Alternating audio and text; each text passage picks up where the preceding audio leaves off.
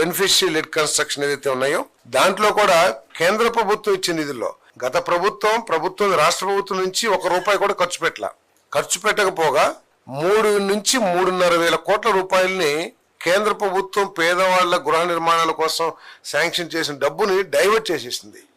ఆ విధంగా కూడా మరి గృహ నిర్మాణానికి చాలా పెద్ద దెబ్బతీసింది అని చెప్పేసి కూడా నేను మనవి చేస్తాను.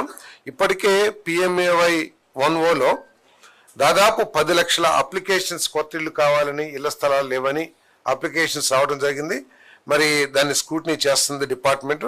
దాదాపు 7-7.5 లక్షల మందికి ఈ అర్హత కలవచ్చు అని చెప్పేసి కూడా భావిస్తాను. దాదాపు 2-2.5 లక్షల మందికి ఇళ్ల స్థలాలు కూడా లేవని చెప్పేసి కూడా సర్వేలో వచ్చినట్టు తెలుస్తూ ఉంది.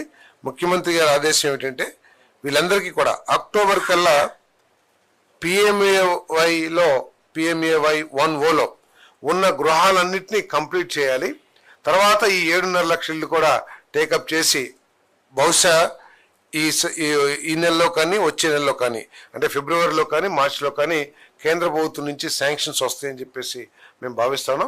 వాటిని కూడా టేకప్ చేసి 2029 కల్లా ఏ పేదవాడికి ఇల్లు లేదు లేదా ఇళ్ల స్థలం లేదు అనే సమస్య లేకుండా చేయాలని చెప్పేసి కూడా ముఖ్యమంత్రి గారు ఈరోజు చాలా స్పష్టంగా ఆదేశాలు ఇవ్వడం కూడా జరిగిందని చెప్పేసి మనం చేస్తాను.